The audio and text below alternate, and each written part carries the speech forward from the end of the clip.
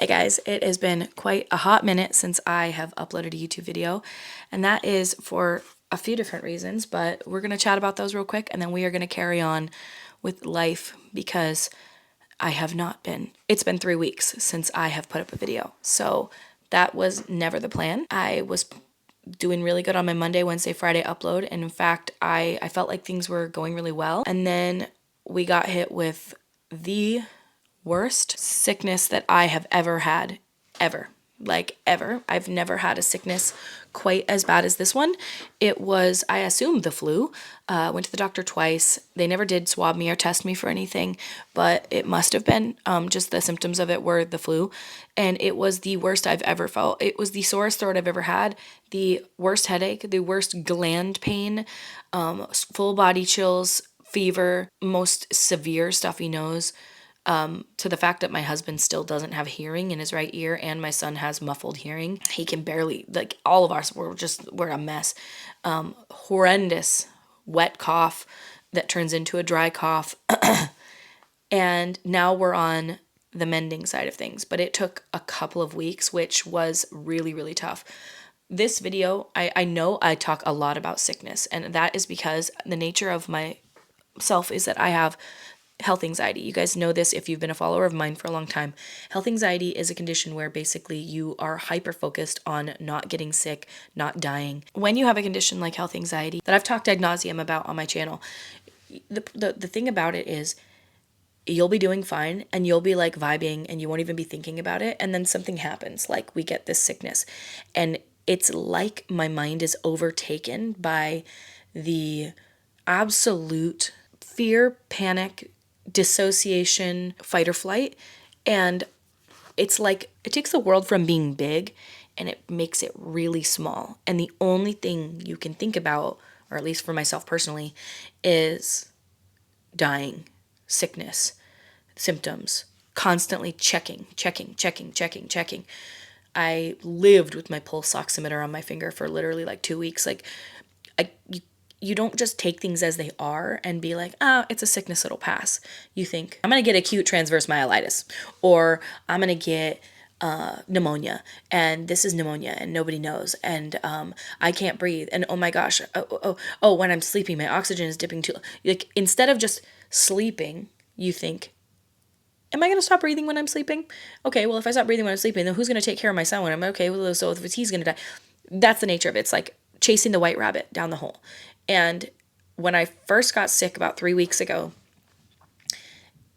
yes, my body was physically sick, but it made my mind, I had like a huge, I mean, I'm not saying had, I'm still in it, a huge health anxiety flare up to the point where I was a shell of myself, crying all day long, convincing myself that we were all going to die. And it's not rational. I'm well aware of it. I'm painfully aware that the thoughts aren't rational, that the thoughts are thoughts. And you don't have to believe every thought that pops into your head. In fact, I don't. What's hard is that with a condition like this, when you hear a statistic, like let's say the statistic is like 99.9% of people totally survive the flu and are fine. My brain can't latch to that. It latches to 0.1% of them die, and you're that 0.1. And even though I have years and years and years and years of my own life showing me that most 99% of the negative thoughts that I've ever had do not come true, it's still extremely easy to believe them. Because, as I've learned from a lot of therapy, a lot of different stuff, when you have a negative thought or a scary thought or health anxiety, you follow the rabbit, so to speak. You follow the white rabbit.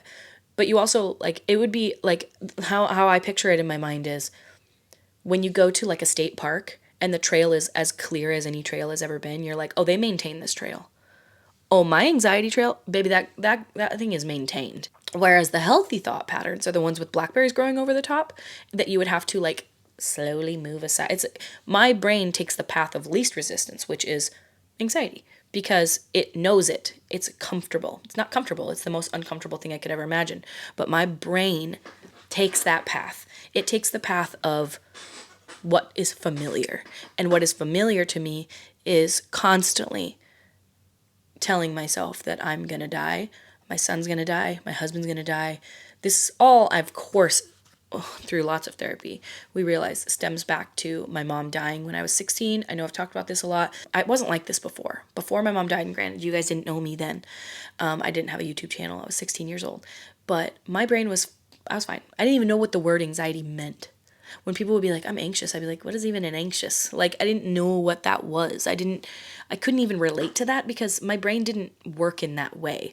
I've always been kind of a worrier in certain ways, like a very, like, if, say we were at a party and everyone was drinking, I'm the one that's going to be like, make sure you're safe, don't drink and drive. Like, I've always been very safety conscious in that way. But as far as like anxiety, I lived my life on pure vibes before my mom died. And then when she died, my brain started checking, being hyper vigilant and aware of everything that could kill me, because I think I realized how serious death was and how final and permanent, and it ain't no joke. So my brain started being like, let's look for this. Let's start checking on your health. Maybe you have cancer. Oh, maybe you're going to die the same way your mom did. Hey, and actually, what is that? What's that symptom? And then it starts. And I remember this starting when I was probably 19, when I first started like looking into PCOS because I wasn't having periods and stuff like that. And then I started like being really conscious of my health, and then I started being like, wait, what's that symptom? And then I started going to doctor more, and then I started it's slow. It's a slow progression. It's not like it happened overnight, which it can do for some people, if there's a really big trauma, which it was, it was traumatizing. My mom died of a severe aggressive form of breast cancer when I was 16. Like, that's very traumatic. So it's really hard for me to come to terms with the fact that this is who I am now, because I wasn't always like this, but I am now, so I have to just accept that this is how it is now. But the reality is that in having this condition, it's very embarrassing. It's an extremely embarrassing condition for me to have, because I know I'm being irrational, but I can't. It's not that I can't. I haven't so far been able to fully defeat it. I think it will be a part of me for as long as I live, but I really hope to get into a healthier mindset or mental space. These last 3 weeks that I have been dealing with this health anxiety have been some of the hardest in years, because it was like I was making progress, complete backslide, to the point where I was like sob crying, needing reassurance from my family. But I was trapped and isolated at home because nobody wants to get the flu. So you have nobody, you have no help, you have no support. And in times like that, when I'm isolated, I often tend to use Instagram stories or Instagram for support, because I don't have any in real life, because nobody wants to be around somebody that's like literally hacking and like fever. I'm so aware of how this looks. I'm so aware of how it sounds. I'm so aware of all of it. It's not like I'm like, oh, this is normal. I know that this is disordered thinking. It's been really rough. I don't want to always talk about how the rough things are, but I have gotten to the point where I've said, like, I'm not going to talk about this on YouTube anymore. I don't want to talk about it because a lot of people weaponize it against you. As soon as you start talking about anything mental health related, they're like, oh my God, shut up. You're always negative. But then if you post positive things, people are like, oh my God, I don't care anymore. I'm going to be who I am. And if you suffer with a condition like this, maybe you can relate. The amount of people that I have in my DMs reach out to me privately and be like, thank you so much for making that video. This has been very helpful. That's why I make the videos. I don't do it because I am trying to look for pity or sympathy. In fact, quite the opposite. I don't like that. I'm not trying to make this my thing. You know what I mean? It just is, unfortunately. And so I have realized in the last few weeks that I speak a lot of negative words over myself. I say things like, oh, I am so anxious. Oh, I am anxiety. I have this condition. I'm never going to get better. I say things like that a lot. And those will all be true if I say them.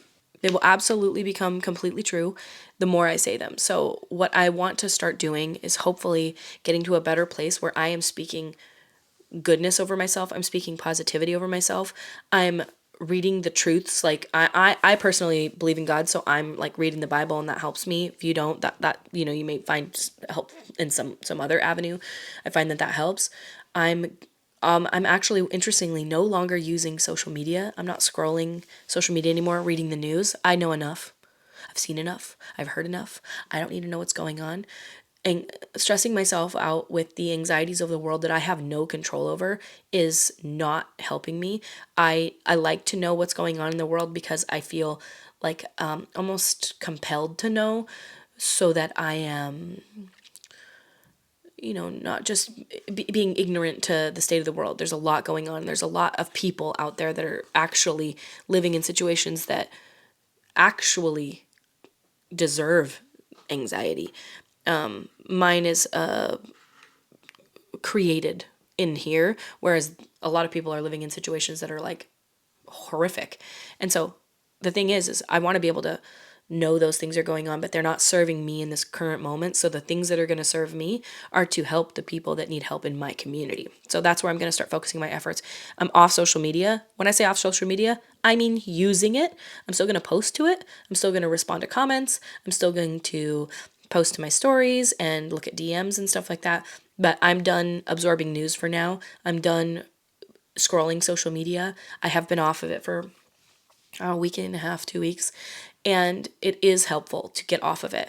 I do find that it's like a solace for my brain almost to scroll, but I need to find another healthy habit to be able to do that. So that is one thing that I'm saying is like going to be something that I do, is get completely off of social media as a casual user, and filling that time with things that are good for my brain. So I find that when I paint and when I do pottery, my brain cannot follow the white rabbit, so to speak. It cannot spiral into the abyss because I am focusing my efforts and energy on something positive that takes a lot of mental focus. And that's sort of where I'm planning on taking this right now. Like, I'm hoping that in the next few months, from here on out, I'm going to focus a lot more on myself. You would think, like, from what you see, I know it can appear that I do a lot of art and I spend a lot of time, 0%. Like, in the last 3 weeks, I've done zero art and I've done zero things for myself. I've been completely tending to my child, which is my job. I'm a mother, but my cup was empty, and then I'm pouring from an empty cup, and then I'm pouring from a little dry, crusty old cup, and then I can't sleep at night. You know what I mean? So I get into these bad spots where I am just not taking care of myself. And everyone's like, self-care. And it's like, a bath ain't cutting it, baby. Skincare ain't doing shit for me right now. What I need to do is like be in community, be with friends. I need people. I'm not somebody, like, I know some people are like, oh, I do really well by myself. Not me. I need people. I could be around people 100% of the day, every single day, and be fine. So, and not even be fine. I thrive in that. I need that. So I actually joined a pottery studio, which is great. Like, I'm a member now. So I'm going to be, I've already going to be around people who are doing the same like-minded things as me. So that'll be lovely. Meeting people in that arena. I'm going to try to find some places I can volunteer in my local area that need help, that would be serving somebody other than myself. We are going to the beach a lot. Like, recently we've started going to the beach. Our beaches in Washington are just rocks, but I actually love them. We love looking for rocks. And that's been really nice, just clear my brain. I'm still not in a great spot, but I'm going to hopefully get there. I will get there. I just have to make it a priority. Exercise. I exercised yesterday. That is something that, I know helps mental things, but that I discount a lot because it doesn't seem like it would help that much, but it can't hurt. So exercise, getting out, hiking, moving my body. I'm going to, be trying to do at least a nice chunk of cardio and, some little bit of weightlifting every day, just to get my brain in a better spot. It's only for my brain. Like, my little physical health will follow suit when my mental gets into a good spot. And I think the most important thing is I actually bought a course on it's called the DP manual, because I have DPDR, depersonalization, derealization, where I feel like the world is fake. Like it feels like almost like I'm living in a dream. It makes my vision weird. It makes everything look brighter than normal. I have to squint a lot and wear hats. That's why I'm wearing a hat right now, because lights are too bright. This manual that I bought in like this entire course, I bought the ebook and I bought the videos and stuff like that. It's already proving to be very helpful because it's very validating, and to be like, when you have this condition, you feel like this, blink, blink, blink, blink, blink, and they like go through all the symptoms, and they're like, and right now you're sitting here thinking, yeah, you got better, but I can't because mine's worse than yours was, or I'm different, or my body's different. He's like, that is normal to think. And I'm like, I was thinking that. Are you in here? And he says, we all know that you're thinking that because we all thought that and we all got better. And that's a very comforting feeling to know that people who were as bad off as I am did recover. If you don't deal with mental health issues, you don't know how debilitating it can be. And that's another thing that's very hard, is that people are like, oh my God, shut up. Like, just chill out, go outside, touch grass. And it's like, okay, I know. I literally fucking know. So anyway, that's where we're at. I'm doing the DP manual right now. I am going to be exercising, at least moving my body 30 minutes a day, like in a brisk way, not in like a just dinking around the yard type of way, which I do every day anyway, in a very intentional way.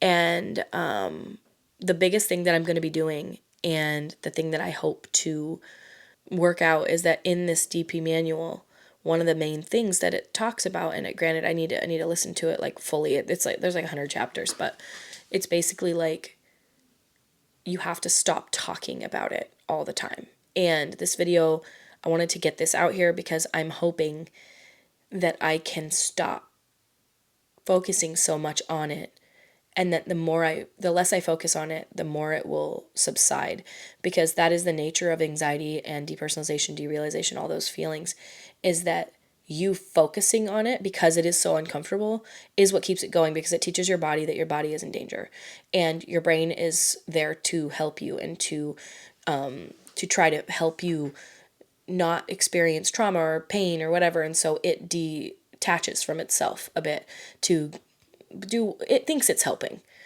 Sweetheart, baby, you ain't helping. But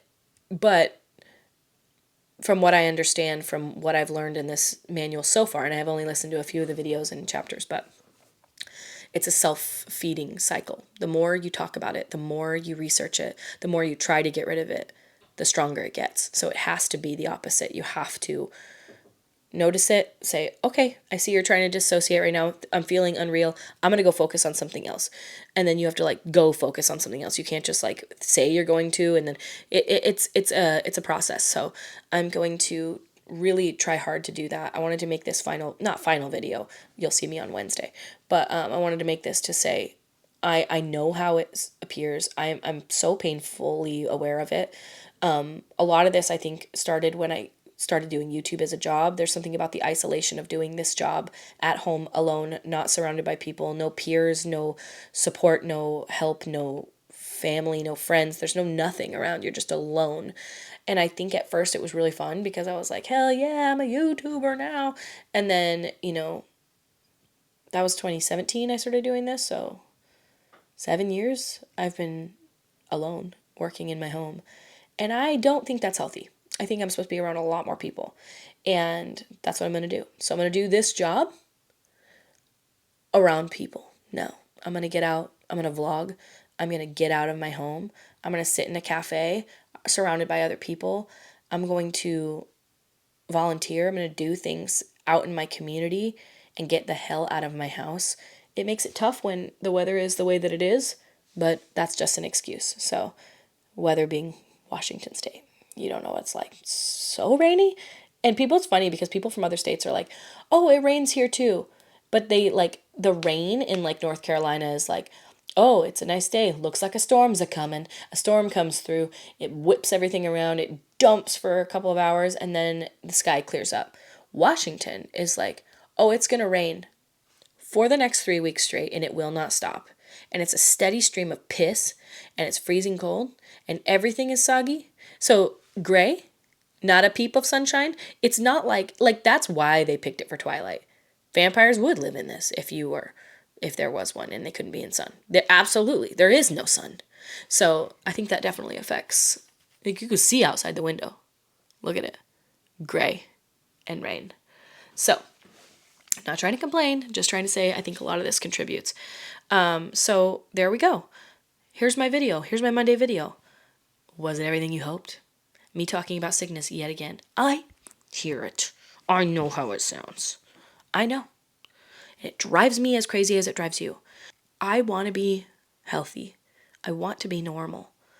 And I want to be rid of this condition. And I can. I can. It's just going to take a lot of effort. And as soon as I start feeling better, I always am like, and I'm better now. And then when I get bad again, I'm like, oh, and I guess I'm going to be like this for the rest of my life. Every thought feels permanent, but they never are. You've heard the sayings, this too shall pass. There's another saying that I've been saying to myself. I actually wrote it on my hand yesterday. It's like mostly gone on my hand. But anytime that I was feeling overwhelmingly anxious, I look down at my hand and it says, you're safe. It's just thoughts. So there we go. It's just thoughts. It is. Granted, they give you actual physical symptoms, make my heart beat, and I want to vomit, and I did. But it's also just thoughts. And when I believe them, they feel scary. But if I don't believe them, they will just pass through. And they say to try to think of thoughts like sitting next to a stream and a thought is a leaf and you set it down on the top of water and you just let it go down the water. And the next thought, you drop it on the water and it goes. All thoughts are fleeting and we don't need to believe all of them or many of them at all. And notice that they are just thoughts. It's easier said than done for somebody like me who latches, especially when I talk about the path being well worn, like a really well-maintained public park. But I need to let that grow over. It's so much easier said than done. It's so much easier said than done. Like, I could give this advice to somebody else, but then taking it is another story. So anyway, there we are. I'll see you guys for Wednesday's video. I don't know what it's going to be, but now that I know what I'm going to be doing this week, that is art. I have like 25 mugs to paint. Oh my God, I went to pottery class and they had fired my mug. I'm obviously putting an image of it in here before firing. So this was when I had just painted it. I made the mug, made the handle, and then I painted it with underglaze. They fired it in the first bisque fire, and this is what it looks like here, and it got more vibrant, and then I just dipped it in clear glaze. So I need to go up to the pottery studio and go get it. I want to go see how it turned out after the firing. I hope and pray that it made it through the firing well. And I'm very excited. Like, I am very excited because it shows me how underglaze works, and it worked better than expected. So I'm about to glaze the shit out of these mugs. I also made these two pieces here. These are little crappy, small little dishes. I had no plan for them. These were some of my first pieces that I ever made, but I got to see how the glaze works, and they're beautiful. I absolutely love the glazes, and now that I'm a part of the studio, I can do as much as I want. And we got our kiln set up here, but I want to get a little tutorial of how to use it from them. So they said that they would help me. They're the nicest people. Literally, as soon as I got a membership at this place, I was like, oh my God, you guys are the nicest people. And yeah, so I'm very excited to have like this new community of people to be around, and I'm very excited. So there's that video. Thank you guys for hanging out with me. Thank you for always being here and listening to me bitch and moan. Things have changed a lot for me since becoming a mom, because it turns out all the things I was afraid of about being a mom, true. Love them too much. It's hard. It's wonderful. It's the best thing I've ever done. It's the hardest thing I've ever done. All these words. And, you know, it's not just being a mom. I was struggling before too, because it turns out I create this in my own head. Okay. Well, I thank you guys for hanging out with me. And I will see you guys on Wednesday. And we're going to get back to regularly scheduled programming. I pray to God I don't get sick again. This is like the 5th or 6th sickness since Christmas. I'm done. That's why we're hanging out at the beach, and we're hanging out outside, riding bikes outside. We're doing things outside because I ain't doing this again. I ain't getting sick again. Sorry, Children's Museum, library, arcade. Get fucked. I am not going to you right now. We're not going to indoor. Sorry, gymnastics. We're taking a break. I ain't getting another one of these. I ain't doing this again. I can't. I can't. God forbid. Okay. Well, thank you guys so much for hanging out with me. Thanks for being kind if you are. And I thank you so much for watching, and I will see you at my next video. Bye!